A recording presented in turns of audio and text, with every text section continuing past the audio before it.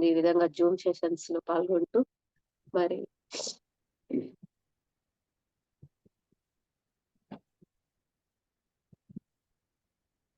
నేను మా ఆరోగ్య సమస్యల వల్ల ధ్యానంలోనికి రావటం జరిగింది.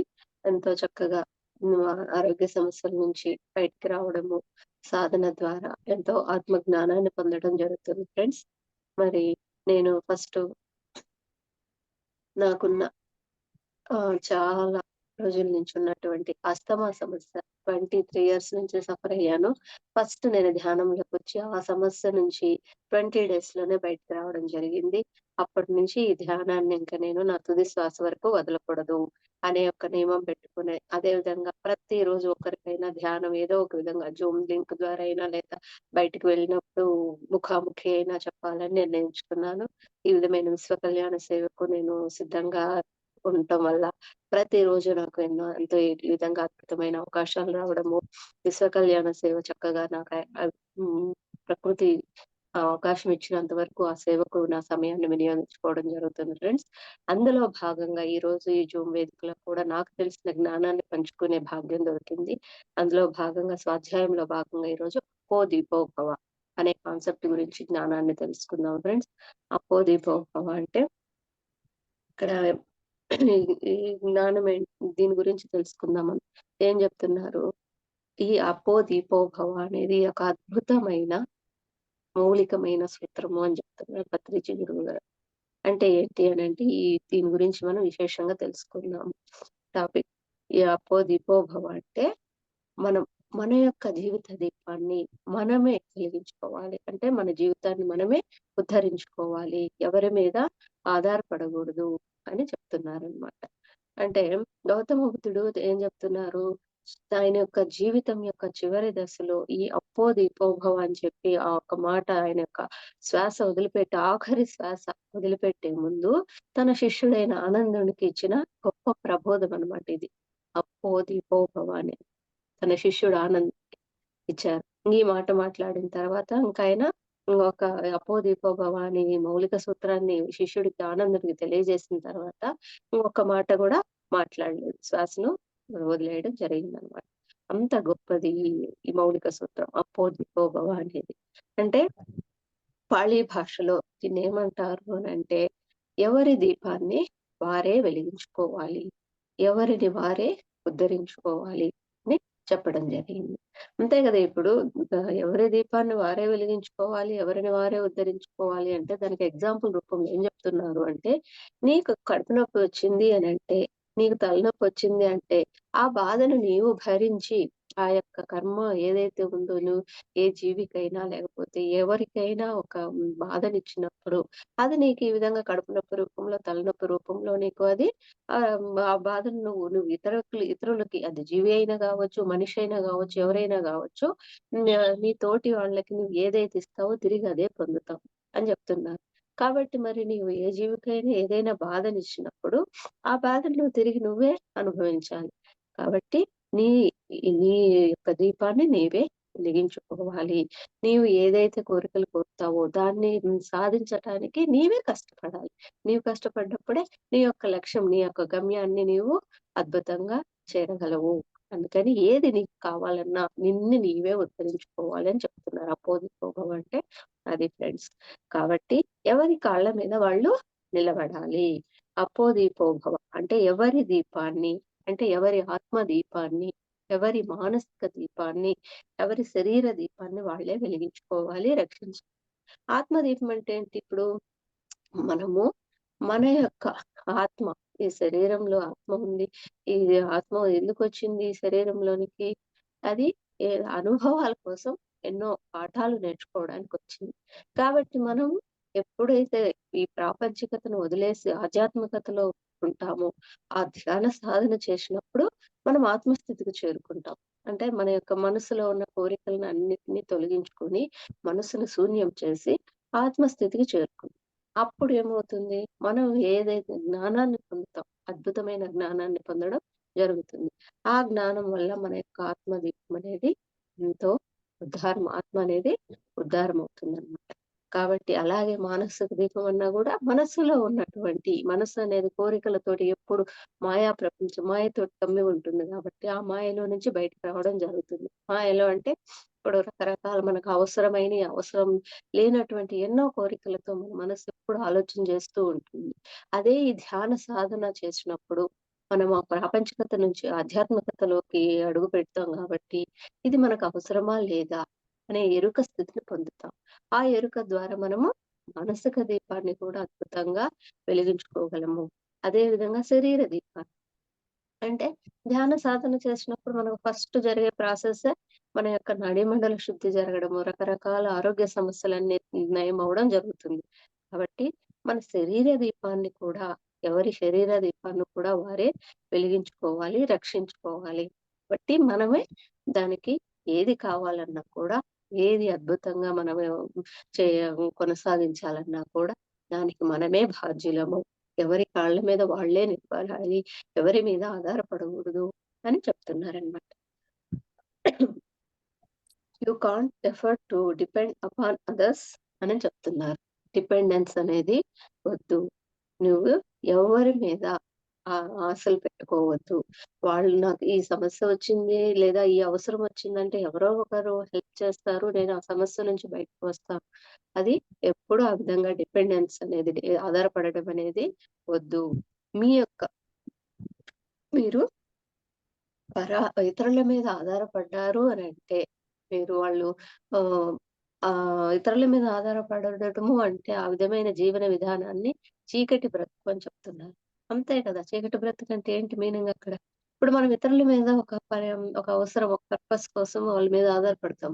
వాళ్ళు ఉన్న సిట్యుయేషన్ మనం అడిగినప్పుడు, అలా యొక్క సహాయం కోరినప్పుడు, వాళ్ళు ఉన్న సిట్యుయేషన్‌లో అప్పుడు చేయాలని ఇష్టం ఉంటే ఓకే చెప్తారు, చేస్తారు. లేదు అనంటే వాళ్ళు రిజెక్ట్ చేసినప్పుడు మనకేమవుతుంది? అక్కడ దుఃఖమొస్తుంది. కోపం, బాధొస్తుంది. వీళ్ళు సహాయం చేయలేదు అనేసి. అప్పుడు ఆ జీవితం ఎలా ఉంటుంది? అద్ చీకటిమయంగా ఉంటుంది. అంటే దుఃఖంతో ఉంటుంది. అయ్యో! ఈ పని నాకు చేయడం అవ్వలేదు. వాళ్ళ మీద ఆధారపడ్డాను. వాళ్ళు చేయలేదు. ఈ పని ఎలా చేయాలి? అనేసి మనకి బాధ కలుగుతుంది. దాన్నే పరాధీనపు బ్రతుకు, చీకటి బ్రతుకు అని చెప్తున్నారు యోగులు. అదే స్వాధీనపు బ్రతుకు, వెలుగు బ్రతుకు అని చెప్తారు. అదే ఆ పనిని మనము ఈ సాధన ద్వారా జ్ఞానాన్ని పొందినప్పుడు, ఆ పనిని మనం చేసుకునే శక్తిని పొందామనుకోండి, అప్పుడు మనకి ఆ దుఃఖం అనేది ఉండదు. హ్యాపీగా ఎటువంటి సమస్య వచ్చినా కూడా, లేదా ఎటువంటి పనైనా కూడా మనమే అద్భుతంగా చేసుకునే శక్తి ఉంటుంది కాబట్టి మన దగ్గర, అది ఎప్పుడు వెలుగు, తేజోమయంగా ఉంటుంది మన జీవితము. ఆనందమయంగా, సుఖంగా ఉంటుంది. అందుకే స్వాధీనపు బ్రతుకు, వెలుగు బ్రతుకు కాంతివంతంగా ఉంటుంది. కాంతి ఎంత అద్భుతంగా విరాజిల్లుతుంటుందో, కాంతి ఉన్నప్పుడు మన ఇల్లు ఎంత అద్భుతంగా ఉంటుందో వెలుగుతో, మన జీవితం గూడా అదే రకమైన వెలుగుతోటి అద్భుతంగా ఉంటుంది మన జీవన ప్రయాణము అని చెప్తున్నారు. దీపం అంటే వెలుగు. ప్రక్కవాడు నిన్ను వెలిగించజాలడు. నిన్ను నువ్వే వెలిగించుకోవాలి. దీపం అంటే వెలుగు. ఆ వెలుగుని మన యొక్క ఇంట్లో ఎవరైనా వచ్చి దీపం పెడతారా ఫ్రెండ్స్? మన ఇంట్లో మన దీపం పెట్టుకోవాలి కదా! అదే విధంగా మన జీవితంలో ఏమి కోరికలున్నా, ఏమి సందర్భాలు ఎదురైనా కూడా వాటినన్నిటిని కూడా మనమే పరిష్కరించుకోవాలి. ఎవరు వచ్చి నీకు సహాయం చేయజాలరు అని చెప్తున్నారు. గౌతమ బుద్ధుడు ఆనందుడికి ఇదే చెప్పారనమాట. ఏమని? "అప్పో దీపోభవ" అంటే నీ జీవిత దీపాన్ని నీవే వెలిగించుకోవాలి. కనుక మాస్టర్స్ మనం ఈరోజు అప్పో దీపోభవ అనే మౌలిక సూత్రం గురించి తెలుసుకుంటున్నాం. దీనినే కృష్ణుడు భగవద్గీతలో, వేదవ్యాసుడు మహాభారతంలో 2 ఒకటే చెప్పారు. ఏం చెప్పారు అనంటే, భగవద్గీతలో కృష్ణ భగవానుడు, మహాభారతంలో వేదవ్యాసుడు ఇద్దరు ఏం చెప్పారు అనంటే, ఉద్ధరేదాత్మానాత్మాన ఆత్మానమవసాదయే ఆత్మై విహాత్మాను బంధుః ఆత్మై పరిపరాత్మనః. అంటే ఇది భగవద్గీతలోని 6వ అధ్యాయంలో 5వ శ్లోకం ఫ్రెండ్స్ ఇది. అంటే ఉద్ధరేదాత్మానాత్మానం. అంటే ఎవరి ఆత్మను వారే ఎవరికి వారే ఉద్ధరించుకోవాలి. అదే మనం ఫస్టే చెప్పుకున్నాం గదా! మన ఆత్మ అనేది ఎదుగుదల, ఆత్మస్థితి అనేది పెరగాలి అనంటే, మనం ఎప్పుడైతే సాధన ధ్యానంలోకొస్తామో, ఎప్పుడైతే ఎంతైతే సాధనకు సమయాన్ని కేటాయిస్తామో, అప్పుడు మన యొక్క ఆత్మస్థితి పెరుగుతుంది. మన ఆత్మ అనేది ఉద్ధరించబడుతుంది. అదే పత్రిజి గురువుగారు చెప్తారు. సమయమే సాధన. నీవు ఎంతైతే సాధనకు సమయం కేటాయిస్తావో, నీ యొక్క ఆత్మ యొక్క పురోభివృద్ధి అంత అద్భుతంగా ఉంటుందని చెప్తున్నారు. కాబట్టి ఉద్ధరేత్ ఆత్మానాత్మానం. ఎవరి ఆత్మకి ఎవరి ఆత్మని వారే ఉద్ధరించుకోవాలి. ఆత్మానం అవసాదయేత్ అంటే ఎవరి ఆత్మను వాళ్ళే ఉద్ధరించుకోవాలి. అలాగని మనము ఏదైనా సఫరింగ్స్ మనకి ఇబ్బందులొచ్చినప్పుడు మన ఆత్మస్థితిని మనము దిగజార్చుకోకూడదు అని కూడా చెప్తున్నారనమాట. ఆ సందర్భంలో ఏదైనా మనకి ఇబ్బంది వచ్చినా కూడా ఆత్మ యొక్క స్థితిని దిగజార్చుకోకూడదు. ఇయన్నీ సందర్భాలు, సిట్యుయేషన్స్ వస్తూ ఉంటాయి, పోతూ ఉంటాయి అనే ఆ యొక్క ఎరుక స్థితిలో ఉండాలి. ఆ జ్ఞానాన్ని కలిగి ఉండాలి మనం. అంతేకాని ఇది నా వల్ల కాలేదు, ఇది నేను చేయలేను, నా జీవితం ఇంతే అనేసి మనము మన యొక్క ఆత్మస్థితిని దిగజార్చుకోకూడదు అని చెప్తూ ఉన్నారనమాట. తప్పుడు అనుభవాల వైపు మనము మన ఆత్మను పంపించకూడదు. ఎప్పుడూ కూడా ఎటువంటి సందర్భం పత్రిజీ గురువుగారు చెప్తారు. కష్టం, నష్టం, మానం, అవమానము అన్నీ కూడా మనము సమస్థితిలో స్వీకరించాలి. ఏదైనా అంతా పరిస్థితులు సానుకూలంగా జరిగినప్పుడు ధర్మాన్ని నమ్మి, ఆ సానుకూలంగా లేనప్పుడు ఏదైనా ఇబ్బందులొచ్చినప్పుడు అది అధర్మంగా మనము ప్రవర్తించకూడదు. అందుకే తప్పుడు అనుభవాల వైపు మన యొక్క ప్రయాణాన్ని కొనసాగించకూడదు. ఎప్పుడూ ధర్మం వైపే మన ప్రయాణం అనేది కొనసాగాలి అని చెప్తున్నారు. ఆత్మైవిహాత్మనో బంధుః ఆత్మైవ పరిపరాత్మనః అంటే ఎవరి ఆత్మకు వారే బంధువు. ఎవరికి వారే శత్రువు. అంతే కదా! ఇప్పుడు మన ఆత్మను మనము మన ఆత్మస్థితిని బట్టి మనం ఎలా ప్రవర్తిస్తామో నీవు ఎప్పుడు పాజిటివ్‌గా అంటే సాధన చేస్తూ మంచి జ్ఞానాన్ని పొంది, ఆ జ్ఞానం ద్వారా నీవు ఏదొచ్చినా కూడా సమస్థితిలో స్వీకరిస్తూ పోతున్నావు అనంటే నీ ఆత్మకు నీవే బంధువు. అలా కాకుండా నీకు మంచిగా అంతా సానుకూలంగా జరుగుతున్నప్పుడు, హ్యాపీగున్నప్పుడు ఒక రకంగా ఉంది.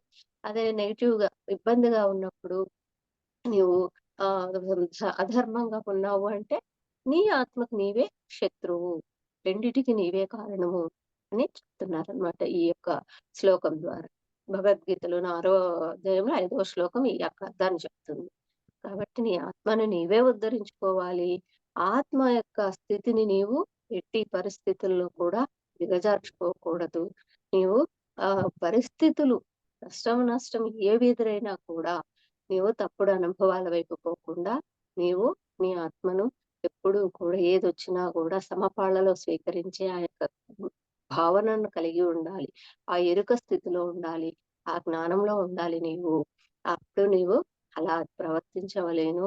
అప్పుడు నీవు నీ ఆత్మకు నీవే బంధువు, నీవే శత్రువు. అంటే నీ యొక్క ప్రవర్తనను బట్టి నీ ఆత్మకు నువ్వు ఫ్రెండ్‌గా ఉంటావో, లేపోతే ఎనిమీగా ఉంటావో నీకు నీవే అది చూసుకోవాలి అని చెప్తున్నారు.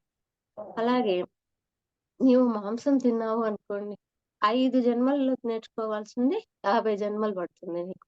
అలా మాంసం తినకుండా నువ్వు ఆహ్, అప్పుడు మాంసం తింటే ఏమవుతాం మనము? మన ఆత్మకు మనము శత్రువు, ఎనిమీ అవుతాము. అంతే కదా! హింసలో ఉంటాము కాబట్టి మన ఆత్మకు మనము శత్రువు అవుతాం. అలా కాకుండా మనము ధ్యానం చేస్తే మనము ఆ పాపాన్ని ఇంతకుముందు తెలుసో తెలియక చేసిన పాపాలన్నీ పరిహరించుకుంటాము. దానివల్ల మన ఆత్మకు మనము ఫ్రెండ్ అవుతామనమాట. బంధువవుతాము.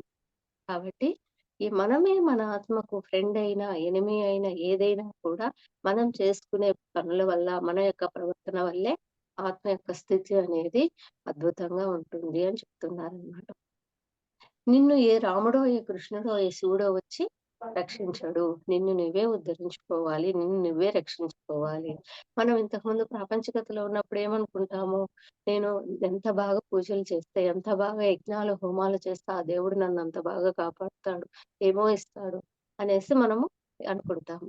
అక్కడ మనం చేసే దాన్ని బట్టే మనకుంటుంది. ఈ పూజలు వీటి వల్ల ఏమి రాదు అనేసి మనకు ఆ ప్రాపంచికతలో తెలియదు. ఆ విగ్రహమూర్తి చెప్పిన సత్యం ఏదైతే ఉందో అది తెలుసుకొని దాన్ని మనము స్వానుభవం పొందినప్పుడే మనకు ఈ మన యొక్క ఆత్మస్థితి పెరుగుతుంది. జ్ఞానాన్ని పొందుతాము అనేది తెలీదు ప్రాపంచికతలో ఉన్నప్పుడు. ఎప్పుడైతే ధ్యాన సాధన చేస్తామో అప్పుడు మనకేమవుతుంది? మనము ఎన్ని పూజలు చేసినా అవి మనకు జ్ఞానం రాదు. మనకు జ్ఞానం రావాలి అంటే మనము మనకు మనమే ధ్యాన సాధన చేసి జ్ఞానాన్ని పొంది, అనుభవాలు పొందినప్పుడే మనకు అన్ని అంతా అర్థమవుతుంది. ఏ రాముడు, ఏ కృష్ణుడు ఎవరు వచ్చి మనల్ని కాపాడరు. మనల్ని మనమే రక్షించుకోవాలనే జ్ఞానం మనకెప్పుడొస్తుంది? ధ్యాన సాధన ద్వారా వస్తుంది అని తెలుస్తుంది. కాబట్టి అన్యథా శరణం నాస్తి. అంటే నిన్ను నువ్వే రక్షించుకోవాలి. నేను నీకు చేయలేను. నువ్వు నాకు చేయలేవు. ఎవరికి వాళ్ళే చేసుకోవాలి. నేను చేయలేను, నాకు నువ్వు చేయలేవు. కాబట్టి ఎవరిని వారే రక్షించుకోవాలి. ఏది కావాలన్నా కూడా ఇతరుల మీద ఆధారపడకూడదు. ఎట్టి పరిస్థితుల్లో కూడా అక్కడ మనమే ఆ పనికి ఆ పని గానివ్వండి, ఏదైనా గానివ్వండి చేయటానికి పూనుకొని అక్కడ ఒక అనుభవాన్ని పొందినప్పుడు, సొంత అనుభవాన్ని పొందినప్పుడు నెక్స్ట్ ఎటువంటి సమస్యొచ్చినా కూడా, ఎటువంటి కార్యాన్ని నిర్వర్తించాలన్నా కూడా సక్రమంగా నిర్వర్తించగలుగుతాం. ఎందుకంటే అక్కడ అనుభవం పొందాము కాబట్టి. అదే ఇతరుల మీద ఆధారపడినప్పుడు మనకు స్వానుభవం ఉండదు కాబట్టి, ఎప్పుడు మనము ఇతరుల మీద ఆధారపడవలసింది ఏ పని కావాలన్నా. అది ఇక్కడ చెప్తున్నారండి. నేను నాకు చేసుకోగలను. నువ్వు నీకు చేసుకోగలవు. అంటే ఎవరమైనా గాని ఏదన్నా పని కావాలి అనంటే మనకు మనం చేసుకోగలం గానీ ఇతరులకి చేయలేము. ఒకవేళ ఏదైనా సందర్భంలో హెల్ప్ చేయవచ్చు. కానీ ఎనీ టైమ్ మనం ఇతరుల మీద డిపెండ్ అవ్వడము కరెక్ట్ కాదు అని చెప్తున్నారు. అందుకే ఎవరికి వారే యమునా తీరే అని చెప్తున్నారు పత్రిజీ గురువు. ఎవరికి వారే యమునా తీరే. ఎవరిని వారే ఏమున్నా కూడా సాధ్యమైనంత వరకు మన పనులను మనమే చేసుకోవడానికి ప్రయత్నించాలి. హ్మ్. ఒక్క సందర్భంలో ఎప్పుడైనా ఏదైనా కావాలంటే హెల్ప్ తీసుకోవచ్చు. కానీ అట్లా వాళ్ళు చేస్తారు గదా! అని చెప్పి ఎప్పుడు వాళ్ళ మీద ఆధారపడడం కరెక్ట్ కాదు అని చెప్తున్నారు. అలాగే రమణ మహర్షి గారు గూడా ఏం చెప్తున్నారు దీని గురించి అద్భుతంగా, నీ యొక్క గురియే గురువు అని చెప్తున్నారు. గురి. మన యొక్క గురి అంటే ఏంటి? ఇప్పుడు మనము మన మనం ఏదైనా ఒక లక్ష్యాన్ని పెట్టుకున్నామనుకోండి. అంటే ఫర్ ఎగ్జాంపుల్ అనుకోండి పిల్లలుంటారు. పిల్లలుంటారు. కొంతమంది నేను ఈ సబ్జెక్ట్‌లో ఫస్ట్ ర్యాంక్ తెచ్చుకోవాలి. లేదా కొంతమంది పిల్లలు నేను ప్లేయర్‌ని బ్యాడ్మింటనో, లేకపోతే ఫుట్‌బాలో, వాలీబాలో ఎంచుకుంటారనుకోండి. నేను మంచిగా అవార్డ్స్ పొందాలి అనుకుంటారు. అటువంటప్పుడు దానిపైన వాళ్ళు ఎంత శ్రద్ధ అయితే పెడతారో, అంత ఎంత శ్రద్ధ, ఏకాగ్రత పెడతారో అప్పుడు వాళ్ళు దాన్ని అద్భుతంగా నేర్చుకోగలుగుతారు. అందుకే రమణ మహర్షి చెప్తున్నారు. నీ యొక్క గురి, ఆ యొక్క లక్ష్య సాధనకి నీవు ఎంతైతే పట్టుదల, శ్రద్ధ, ఏకాగ్రతతో నువ్వు ఆ సాధన వైపు దృష్టి పెడతావో, నీవు అంత అద్భుతంగా రాణించగలవు. అందుకే నీ యొక్క శ్రద్ధయే నీ గురువు అని చెప్తున్నారు. నీ పట్టుదల, నీ ఏకాగ్రతయే నీ గురువు అని రమణ మహర్షి చెప్పడం జరుగుతుంది. నీకు గురి ఉంటేనే నీవు నేర్చుకోగలవు. అంటే నీకు కలగాలి ఆ గురి, ఆ ఏకాగ్రత, పట్టుదలనేది. పేరెంట్స్ ఫోర్స్ చేస్తే ఆ ఏకాగ్రత, పట్టుదల రాదు. వాళ్ళకి వాళ్ళు కలిగినప్పుడు ఆ గురి అనేది, ఆ శ్రద్ధ అనేది కలిగినప్పుడు వాళ్ళు నేర్చుకోగలరు. ఆ యొక్క గమ్యస్థానాన్ని అద్భుతంగా చేరగలరు అని చెప్తున్నారు. రమణ మహర్షి నీ శ్రద్ధ నిన్ను పవిత్రుడిని చేస్తుంది. అలాగే పునీతుడిని చేస్తుంది. పురోగామిని చేస్తుంది. అంటే ఇప్పుడు మనము అక్కడ మనకే ఇంట్రెస్ట్ ఉండి మనం దాంట్లో అద్భుతంగా సాధన చేస్తూ కొనసాగిస్తూ ఉన్నామంటే దాన్ని అద్భుతంగా మనము ఆ గురి, ఆ పట్టుదల ద్వారా మనం ఏమైతే అనుకుంటామో దాన్ని ఈజీగా చేరుకోగలం. అలా కాకుండా పక్కన వాళ్ళు ఫోర్స్ చేసినప్పుడు ఏమవుతుందంటే వాళ్ళు ఆ ఫోర్స్ వల్ల అంత ఇంట్రెస్ట్ చూపరు కాబట్టి వాళ్ళు గమ్యస్థానాన్ని అంత ఈజీగా కష్టంగా ఉంటుంది వాళ్ళకి. అందుకని నీ గురియే నీ గురువు. నువ్వు ఎంతైతే అది ఎంచుకున్న మార్గం పైన గురి పెడతావో, ఏకాగ్రత పెడతావో నువ్వు అక్కడ నేర్చుకుంటావు. అందుకే అని చెప్తున్నారు. నీ అశ్రద్ధ నిన్ను ఎక్కడ వేసిన గొంగళి అక్కడే అన్నట్లు చేస్తుంది. నువ్వు అశ్రద్ధగా ఉన్నావనుకోండి, మనము దాన్ని ఇంట్రెస్ట్ లేదు గాబట్టి, ఆ పని చేయడానికి ఇష్టం చూపము. ఇష్టం చూపినప్పుడు ఏమవుతుంది, ఆ పని మనం ఎంతవరకైతే చేస్తే అక్కడే ఉంటుంది. అదే ఇంట్రెస్ట్ పెట్టినప్పుడు 2 రోజుల్లో చేయవలసిన పని గూడా ఒక రోజే చేస్తాం ఒక్కొక్కసారి. ఆ ఇంట్రెస్ట్ అనేది అంత బాగా మనం చేయడానికి శక్తినిస్తుంది మనకి. అందుకని అశ్రద్ధ అనేది ఎక్కడ వేసిన గొంగలు అక్కడే అన్నట్లు చేస్తుంది మనల్ని. కాబట్టి నీవు కూడా నీ లైఫ్‌లో ఎంత వేగవంతంగా సాగాలో అంత వేగవంతంగా ఆ యొక్క గురి పెట్టుకొని మనం ఏదైతే చేయాలి అనుకుంటాం బిజినెస్ పరంగా లేదా ఒక ఏ పనైనా కూడా మనము పట్టుదలగా ఇది చెయ్యాలి నేను, ఇది సాధించాలి అనుకోని మనము ఇంట్రెస్ట్ పెట్టినప్పుడు నీవక్కడ ఏమైతే జ్ఞానాన్ని పొందాలో, ఏమైతే ఆ యొక్క ట్రిక్స్ నేర్చుకోవాలో అవన్నీ నేర్చుకుంటావు. ఇంట్రెస్ట్ ఉన్నప్పుడు అయన్నీ తెలుసుకోవడానికి సాధ్యపడుతుంది అని చెప్తున్నారనమాట. గౌతమ్ బుద్ధుడు గూడా ఏం చెప్తున్నారు, "అరే భాయ్ సాబ్ ప్రార్థన చూడు, సాధనా కో పకడో, సాధనా కో అర్చనా కరో" అంటున్నారు. అంటే ప్రార్థనలు వదిలేసేయి. ఈ ప్రార్థనల వల్ల నీవు జ్ఞానాన్ని పొందలేవు.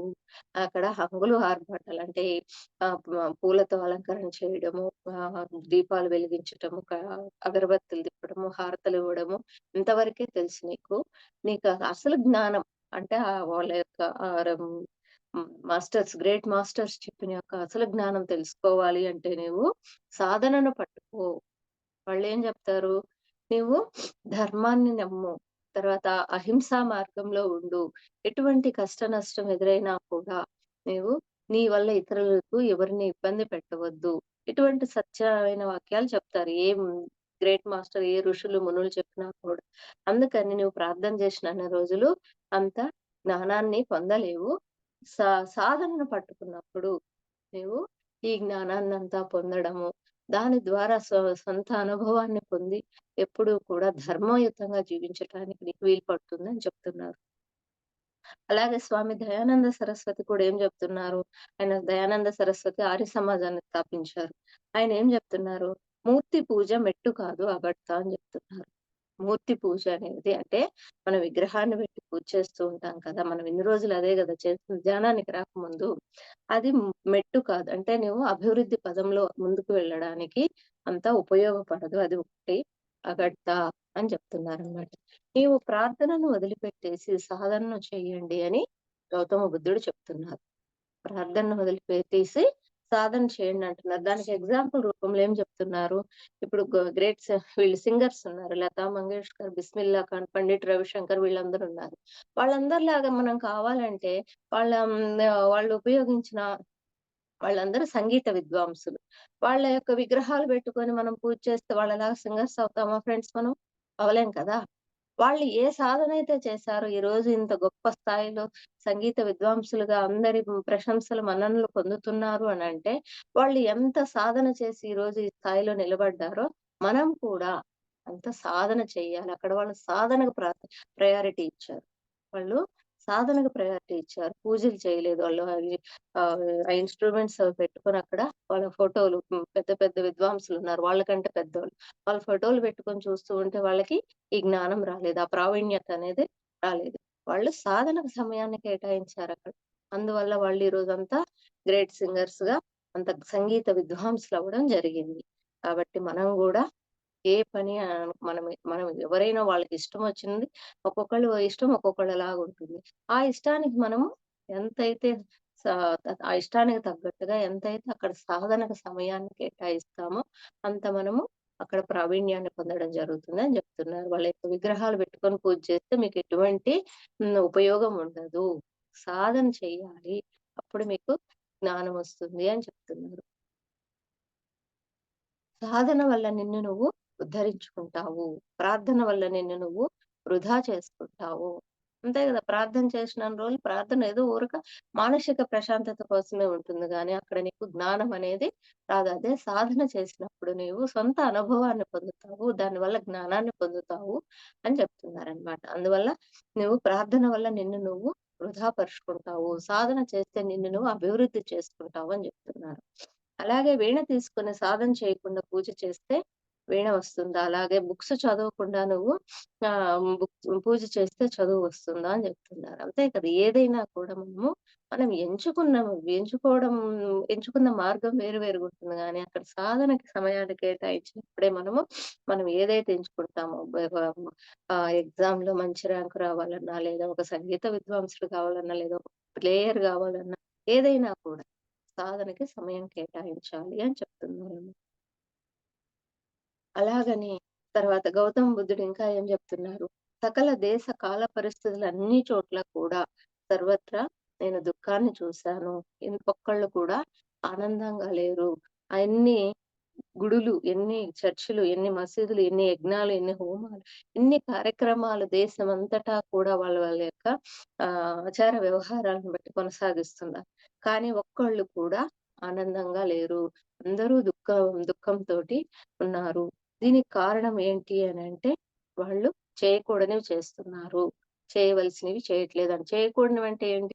ప్రాపంచికంగా ఆ పూజలు, హంగులు, ఆర్భాటాల వైపే సమయాన్ని కేటాయిస్తున్నారు గానీ, అక్కడ చేయవలసిన అంటే ఆధ్యాత్మికపరమైన మార్గంలో ఏమైతే మనం అసలు సత్యాన్ని తెలుసుకొని ఆ మార్గంలో ప్రయాణం చేయాలో అది చేయడం లేదు. అందువల్ల అందరూ దుఃఖంలో ఉన్నారు అని జెప్తున్నారు. కాబట్టి అప్పో దీపో భవ. నీ జీవిత దీపాన్ని నీవే వెలిగించుకోవాలి. దానికి బదులు ఆహ్, ఎవరో ఎవరి మీద ఆధారపడడము, వాళ్ళు మనకి సహాయం చేయలేదని నిరుత్సాహపడడము ఇది కరెక్ట్ కాదు. నీవు ఏది కావాలనుకుంటావో, ఏది చేయాలనుకుంటావో నీవు ఆ సాధనకి నువ్వు సమయాన్ని కేటాయించి నీవేదైతే అనుకుంటావో దాన్ని అద్భుతంగా నెరవేర్చవచ్చు అని చెప్తున్నారనమాట. అలాగే శ్రీకృష్ణ భగవానుడు ఏం చెప్తున్నారు? యేసుక్రీస్తు ఏం చెప్తున్నారు? నువ్వు ఏ విత్తనం నాటుతావో దానికి సంబంధించిన ఫలాన్నే పొందుతావు అని చెప్తున్నారు. అంతే గదా! మనము ఏ విత్తనం అయితే అక్కడ భూమిలో విత్తడం జరుగుతుందంట. భూమిలో మనము పెడతాం కదా! చెట్టు రావడానికి. ఏ విత్తనం పెడితే దానికి సంబంధించిన చెట్టు వస్తుంది. దానికి సంబంధించిన ఫలాన్ని పొందుతాం. అలాగే ఏ విత్తనం నాటుతావో దానికి సంబంధించిన ఫలాన్నే పొందుతావు. వేప విత్తనం వేస్తే మామిడి చెట్టు రాదు కదా! అలా వచ్చినా కూడా అది సృష్టికి విరుద్ధము అని చెప్తున్నారు. కాబట్టి పత్రిజీ గురువు గారు గూడా అద్భుతంగా ఈ కాన్సెప్ట్‌లో ఏం చెప్తున్నారు? విత్తు పట్టి చెట్టు అంట, కర్మ పట్టి ఫలితం అంట అని చెప్తున్నారు. అంటే నీవు ఏ చె విత్తనం వేస్తే ఆ చెట్టు వస్తుంది. నువ్వు ఏ రకమైన కర్మలు అంటే మంచి పనులు చేస్తే నీకు మంచి ఫలితాన్నే పొందుతావు. అలా కాకుండా నువ్వు చేయకూడని పనులు చేశావు అనంటే దానికి సంబంధించిన ఫలితం. అంటే పాప పనులు చేస్తే పాపాన్నే నువ్వు పొందుతావు అని చెప్తున్నారన్నమాట. అంటే చెడు చేస్తే చెడు అంట, మంచి చేస్తే మంచి అంట అని అత్రేజీ గురువు గారు అద్భుతంగా చెప్పారు.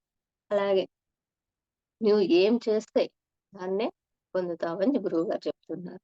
కర్మ సిద్ధాంతం ఏం చెప్తుంది అంటే, నీ జీవితాన్ని నువ్వే వెలిగించుకోగలవు. ఇంకా ఎవరు వెలిగించజాలరు. నీ జీవిత దీపాన్ని నీవే వెలిగించుకోగలవు. ఇంకెవరు నీ జీవిత దీపాన్ని అంతే కదా! ఇప్పుడు మనము సాధన చేసి మనం ఆత్మ యొక్క మన లోపలికి మనం ప్రయాణం చేసి ఆత్మస్థితిని పొందినప్పుడు మన ఆత్మ యొక్క ఉద్ధరణకు తోడ్పడుతుంది. అలా కాకుండా ఎవరో వచ్చి ఎలా చేస్తారు చెప్పండి? ఎవరికి వారే చేసుకోవాలని అందుకే జెప్తున్నారు. నిన్ను నువ్వే ఉద్ధరించుకోవాలని అందుకే జెప్తున్నారనమాట. ఇది అర్థం కాకపోతే మనం ఏం చేస్తుంటాము, ఇది ప్రాపంచికలో ఉన్నప్పుడు ఈ విషయం తెలీదు.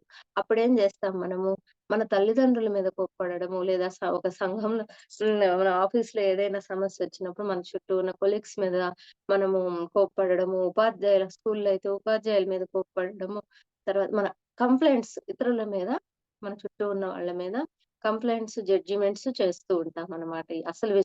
దీనికి కారణం ఈ సమస్యకు కారణం నేనే అని తెలియక మనం కంప్లెయింట్స్, జడ్జిమెంట్స్ చేస్తూ ఉంటామనమాట. అది కరెక్ట్ కాదు. వీడి వల్ల నేను నష్టపోయాను, వాళ్ళ వల్ల నేను నష్టపోయాను కంప్లెయింట్ చేస్తాం. అసలక్కడ జరగడానికి దానికి వాస్తవం కారణం నేనే అని మనము ప్రాపంచికతలో తెలియక ఆ విధంగా కంప్లెయింట్స్ చేస్తూ ఉంటాము.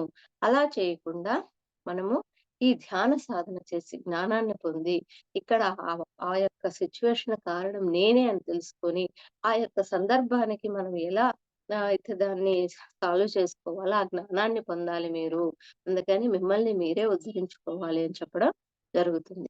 గౌతమ బుద్ధుడు అప్పో దీపో భవ అన్న భగవద్గీతలో కృష్ణ భగవానుడు ఉద్ధరేదాత్మనాత్మానం అన్న Jesus Christ as you so you read అన్న మౌలిక సత్యము ఒక్కటే.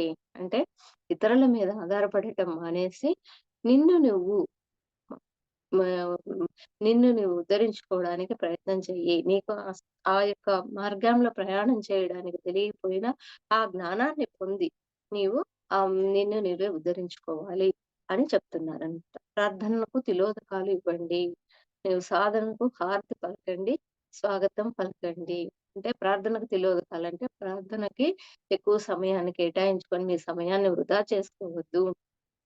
సాధనకు హారతివ్వండి. అదే చెప్తారు పత్రిజీ గురువు. సమయమే సాధన. నువ్వు సాధనకి ఎంత సమయాన్ని కేటాయిస్తే అంత నువ్వు జ్ఞానాన్ని పొందుతావు అని చెప్తున్నారు. అందుకు స్వాగతం పలకండి సాధనకి అని చెప్తున్నారు. కనుక ఆధ్యాత్మిక ప్రపంచంలో ప్రప్రథమంగా చెప్పేదేంటంటే, నీ వాస్తవానికి నీవే సృష్టికర్తవు అని చెప్తున్నారు. అంతే కదా మరి. మనం చేసే పనులను బట్టే మన యొక్క ఆహ్, మనకి ఏం జరిగినా కూడా అది మన వల్లే జరుగుతుంది. కాబట్టి నీ వాస్తవానికి నీవు ఏ ధర్మంలో అయితే ఉంటావో నీకదే మంచి జరుగుతుంది. నీవు ఏ అధర్మంలో ఉంటావో నీకదే చెడు జరుగుతుంది. అందుకే పత్రిజీ గారు చెప్పారు కదా! చెడు చేస్తే చెడు అంట, మంచి చేస్తే మంచి అంట అని చెప్పారు గదా! కాబట్టి నీ వాస్తవానికి నీవే సృష్టికర్తవు. నీవు ఏమైతే చేస్తావో దాన్ని బట్టే నీ జీవితం అనేది దానిపైన ఆధారపడి ఉంటుందని చెప్తున్నారు. నీ వాస్తవం అనేది నీలో నుంచే సృష్టించబడుతుంది. ఎక్కడ ఆకాశంలో వర్షం ధారలా నీ ఒళ్ళో వచ్చి పడదు. నీ అంతరంగం నుంచి నీ వాస్తవం అనేది ఉత్పన్నమవుతుంది. అంతే కదా మరి. మనం సాధన చేసి జ్ఞానాన్ని పొందినప్పుడు మన యొక్క వాస్తవం మీద మనం తెలుసుకోవడం జరుగుతుంది గానీ ఎంతసేపు ఎవరి మీద ఆధారపడినా గూడా మనకసలు వాస్తవం అనేది తెలియదు. కాబట్టి మన వాస్తవానికి మనమే సృష్టికర్తలు. మనం అంతరంగ ప్రయాణం చేసినప్పుడు మన యొక్క అసలు వాస్తవం అనేది అర్థమవుతుంది. మంగళంపల్లి బాలమురళీకృష్ణ తాను సాధన చేసిన సంగీతాన్ని తన చెవిలో వింటున్నాడు కనుక, మనం కూడా ఏది కావాలన్నా మన సాధనతోటి మనం ఏదైతే కావాలనుకుంటామో ఆ కోరుకున్నది అద్భుతంగా ఫుల్‌ఫిల్ చేసుకోవాలి అంటే, మంగళంపల్లి మురళీకృష్ణ ఆయన ఎంత సాధన చేస్తే ఈరోజు ఆయన సంగీతాన్ని ఆయన అద్భుతంగా విని సంతోషం పొందుతున్నాడు. సంతోషంగా ఆనందిస్తున్నాడు. నేను సాధించానని గ్రేట్‌గా ఫీల్ అవుతున్నాడు గదా! ఆ విధంగా ఫీల్ గావాలంటే, మనం కూడా ఆయనలాగా ఎంతైతే సాధన చేసి, ఎంతైతే సాధనకు సమయాన్ని కేటాయించాడో, మనం ఎంచుకున్న వృత్తిలో అంత సమయాన్ని కేటాయించినప్పుడు, మనం కూడా ఆ విధమైన ఆయనలాగా అద్భుతాన్ని చూడవచ్చు. ఆ విధంగా ఆనందాన్ని పొందవచ్చు అని చెప్తున్నారు. అందుకే మిత్రులారా 'అప్పో దీపో భవ' అనేది అద్భుతమైన మౌలిక సూత్రము. నీ జీవితాన్ని నీవే ఉద్ధరించుకోవాలి అని జెప్తున్నారనమాట. 'Be a light unto yourself' అన్నది పిరమిడ్ స్పిరిచువల్ సొసైటీస్ మూవ్‌మెంట్ యొక్క ఆమ్లంలో స్థిరపరిచి ఉంది. అంటే ఎలాగైతే గవర్నమెంట్ ఆఫ్ ఇండియాకి 'సత్యమేవ జయతే' అనే ఒక ఆమ్లం ఉందో, అలాగే పిరమిడ్ స్పిరిచువల్ సొసైటీస్ మూవ్‌మెంట్‌కి 'అప్పో దీపో భవ' అనే మౌలిక సూత్రం అనేది ఒక మొట్టమొదటి ముఖ్యమైన ఒక సిద్ధాంతం అది అని చెప్తున్నారన్నమాట. ఎలాగైతే రామకృష్ణ మిషన్‌కి ఆత్మనో మోక్షాయ జగద్విధాయ చే అన్న సూత్రం ఉందో, పిరమిడ్ స్పిరిచువల్ సొసైటీస్ మూవ్‌మెంట్‌కి అప్పో దీపో భవ అనేది ఈ ముఖ్యమైన సూత్రము. పిఎస్ఎస్ఎంకి ఆమ్లం ఏంటి అనంటే, మౌలిక సూత్రం ఏంటి అంటే, అప్పో దీపో భవ అని పత్రిజీ గురువుగారు చెప్తున్నారనమాట. అందుకని మనము పిల్లలకి చిన్నప్పటి నుంచే ఈ జ్ఞానాన్ని అంటే ఈ ధ్యానం చేసి ఈ అద్భుతమైన జీవితాన్ని గడపవచ్చు. వాళ్ళ యొక్క జీవితాన్ని వాళ్ళే ఉద్ధరించుకుంటారు అనే ఆ జ్ఞానాన్ని పొందే విధంగా చెయ్యాలి. ఆ విధంగా వాళ్ళ ఆ జ్ఞానాన్ని పొంది వాళ్ళ యొక్క జీవితాన్ని అద్భుతంగా కొనసాగించాలంటే చిన్నప్పటి నుంచి మనం వాళ్ళకి ధ్యాన సాధన అనేది, ధ్యానాన్ని అనేది పరిచయం చేయాలి ఫ్రెండ్స్. అందుకే పత్రిజీ గురువు గారు పిఎస్ఎస్ఎంలో ప్రతి వాడు వచ్చి నా దగ్గర ధ్యానం చేయాలి, ఎలా చేయాలని అడుగుతారు. ఓన్లీ చెప్పే వరకే మన బాధ్యత. దాన్ని వాళ్ళు ఎంతైతే సాధన చేస్తారో, అంత వాళ్ళ యొక్క ఆత్మ పురోభివృద్ధి, అంత వాళ్ళ యొక్క జీవితంలో ఆనందాన్ని పొందటం జరుగుతుందని జెప్తున్నారు. కాబట్టి మనం కూడా చిన్నప్పటి నుంచి ప్రతి విద్యార్థికి, ప్రతి ఒక్క మనిషికి కూడా ధ్యానం మనకి అందుకే పత్రిజీ గురువుగారు చెప్తారు. స్వాధ్యాయము, సజ్జన సాంగత్యము, ధ్యాన ప్రచారము, సేవ వీటన్నిటికి అంత అద్భుతమైన ప్రయారిటీ ఇవ్వటం జరిగింది గురువుగారే. కాబట్టి మనం ఎప్పుడూ కూడా వేరే వేరే విషయాలకు సమయాన్ని వృధా చేయకుండా, మనం సాధన చేస్తూ, మనం తెలుసుకున్న జ్ఞానాన్ని పంచుతూ పత్రిజీ గురువు గారి యొక్క కల అయినటువంటి ధ్యాన జగత్, శాకాహార జగత్, పిరమిడ్ జగత్ లక్ష్య సాధనకి ఎప్పుడు మనము కృషి చేయాలి ఫ్రెండ్స్. కాబట్టి అందుకే ఒకానొక సందర్భంలో పత్రిజీ గురువుగారు వాళ్ళ యొక్క సొంత అనుభవాన్ని చెప్తున్నారు. వాళ్ళ ఫ్యామిలీలో జరిగింది. ఏం చెప్తున్నారు ఇప్పుడు దీనికి ఎగ్జాంపుల్ ఎందుకు చెప్తున్నారంటే, మనం సాధన చేయమనే చెబుతాము. చేసేది చెయ్యంది వాళ్ళిష్టం. కాబట్టి ఇక్కడ దానికి ఎగ్జాంపుల్ ఏం చెప్తున్నారు? ఒకానొక సందర్భంలో మా అన్నయ్య సోరియాసిస్ వ్యాధితో బాధపడుతూ ఉన్నారు. నేను ఆయనకి రక్తం కారుతూ ఉంటే, బాధపడుతూ ఉంటే చూడలేక ఈ విధంగా ధ్యాన సాధన చేస్తే నువ్వు ఆ ఇబ్బంది నుంచి చక్కగా అద్భుతంగా బయటకొస్తావు అని చెప్పారండి. కానీ వాళ్ళ ధ్యానం చెయ్యండి అనే ఆ విషయాన్ని చెప్పాను. వాళ్ళు దాన్ని పట్టించుకోలేదు. నేను ఎంతో మందికి ప్రపంచం మొత్తానికి ధ్యానం చెప్పాను. కానీ మా అన్నయ్యని, మా అక్కయ్యని మాత్రం మార్చలేకపోయాను. అంటే మనం ఎవరము కూడా చెప్పేవాళ్ళమే. అక్కడ సాధన చేయవలసింది వాళ్ళు. కాబట్టి ఆ సమయాన్ని ఎవరైతే కేటాయిస్తారో అర్థం చేసుకొని, వాళ్ళు వాళ్ళ యొక్క ఆత్మను ఉద్ధరించుకోగలరు అని చెప్తున్నారనమాట. వాళ్ళ ఇంట్లో జరిగిన సంగతే మనకు ఎగ్జాంపుల్‌గా. ఎవ అంటే నా వాళ్ళు, నీ వాళ్ళని అంటే ఇందాక చెప్పారు గదా! నీకు నువ్వే చేసుకోగలవు. పక్క వాళ్ళొచ్చి నీకు చేయలేరు. నువ్వు వాళ్ళకి చేయలేవు. కాబట్టి పత్రిజీ గురువు గారు అంత చక్కగా ఎంత లక్షల మందికి ధ్యానం నేర్పించారు. కానీ వాళ్ళ అన్నయ్య, వాళ్ళ అక్కయ్య వాళ్ళు జేసుకోవాలి గాబట్టి ఈయన ధ్యానం వచ్చిన మాత్రాన వాళ్ళకి బాగైపోదు గదా! అందుకు మనకి వాళ్ళు చేసుకుంటే వాళ్ళకి బాగవుతుంది. వాళ్ళు చేయలేదు చెప్పే వరకే మన బాధ్యత. చేసుకోవడం వాళ్ళ యొక్క ధర్మము, వాళ్ళ యొక్క కర్తవ్యము అని మనకి ఎగ్జాంపుల్ రూపకంగా చెప్తున్నారనమాట. అందుకే my dear friends and my dear gods and my dear masters, నీ ముక్తిని నువ్వే సంపాదించుకోవాలి. అంతే కదా!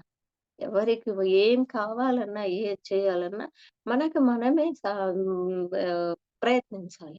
ఎవరు వచ్చి మనల్ని ఉద్ధరించరు. మనకు మనమే ప్రయత్నించినప్పుడు మన ముక్తిని మనమే పొందుతాం. మనం ఏది కావాలో అది ఏది కోరుకుంటామో అదొస్తుంది మనకి.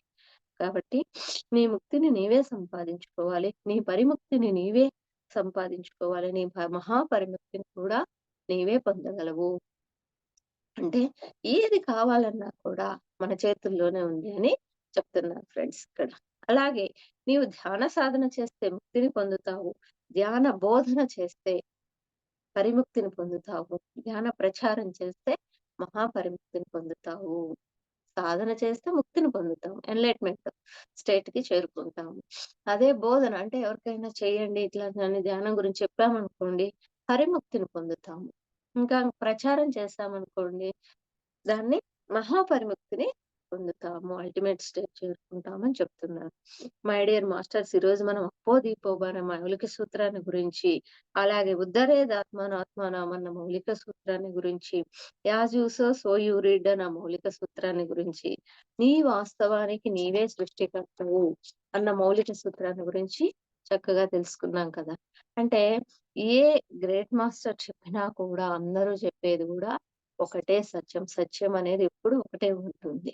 కాబట్టి ఎవరు చెప్పినా కూడా నీవు నీ యొక్క ఆత్మని నీవే ఉద్ధరించుకోవాలి. ఇతరుల మీద ఆధారపడడము కరెక్ట్ కాదు. ఇతరుల మీద ఆధారపడి నీ ఉన్నావు అంటే, నీ యొక్క జీవితంలో నువ్వు అజ్ఞానంలో ఉన్నట్టే. అజ్ఞానం అంటే చీకటిమయము. నీవు ఎప్పుడు దుఃఖంతోటి నీ జీవితాన్ని దుర్భరమైన జీవితాన్ని గడపవలసి ఉంటుంది అని చెప్తున్నారు. అలా కాకుండా నీవు ధ్యాన సాధన చేసి ఆత్మస్థితిని పెంచుకొని జ్ఞానాన్ని పొంది, ఆ జ్ఞానాన్ని 10 మందికి పంచుతూ, ఇది సత్యం అనే ఆ సత్యాన్ని అందరికి పంచుతూ, సంతోషమైన, ఆనందకరమైన జీవితాన్ని గడపమని గురువుగారు చెప్తున్నారు. అందువల్ల మనం ఏం చేయాలి? అందరము కూడా ఎప్పుడు సాధనకి సమయం కేటాయిస్తూ, సా సాధన ద్వారా పొందిన జ్ఞానాన్ని పంచుతూ, అందరిని శాకాహారులను చేయడము, అందరిని పిరమిడ్ శక్తిని అద్భుతంగా ఉపయోగించుకునే విధంగా వాళ్ళకి చెప్పడం అనేది మన పిరమిడ్ మాస్టర్స్ యొక్క లక్ష్యము అని గురువుగారు చెప్తున్నారు. కాబట్టి ఎవరు ఎంత ధ్యాన సాధన చేస్తారో అంత లబ్ధిని పొందుతారు. అంతే గదా! చేసుకున్న వాళ్ళకి చేసుకున్నంత మహదేవ అని సామెతే ఉంది గదా! కాబట్టి మనం ఎంత సాధన చేస్తే అంత జ్ఞానాన్ని పొందుతాం. అంత లబ్ధిని పొందుతామని చెప్తున్నారు. ధ్యానము అంటే శ్వాసాన సంధానము, చిత్తవృత్తి నిరోధము. విశ్వమయ ప్రాణశక్తి ఆహ్వానం ద్వారా నాడీమండల శుద్ధి జరుగుతుంది. దివ్య చక్షు ఉత్తేజితమవుతుంది. దీన్నే ధ్యానం అంటాము. కాబట్టి నోటిలోని మాట మనస్సులోని శూన్యం దాని పేరే ధ్యానం అని కూడా అంటారు. కాబట్టి మనము ఆహ్, మనస్సులో ఆలోచనలు లేకుండా ఎప్పుడైతే మనస్సు శూన్యంగా ఉంటుందో అది కూడా ధ్యానమే అని చెప్తున్నారు. నోటిలోని మౌనము ఏ నామస్మరణ, ఏ జపము, ఏ మంత్ర జపం గూడా ఉండకూడదు. నోట్లో మనం మాట్లాడకపోయినా మనసులో ఏదైనా నామజపన, నామస్మరణ అది కూడా ఉండకూడదు అని చెప్తున్నారు. అలా మనము ఈ విధంగా ధ్యాన సాధన చేస్తూ, అద్భుతంగా జ్ఞానాన్ని పొందుతూ, మనం పత్రిజీ గురువుగారు ఒక ప్రిన్సిపల్ జెప్పారు. మనకేం జెప్పారు? No doctor, no medicine, no surgery, only meditation అని.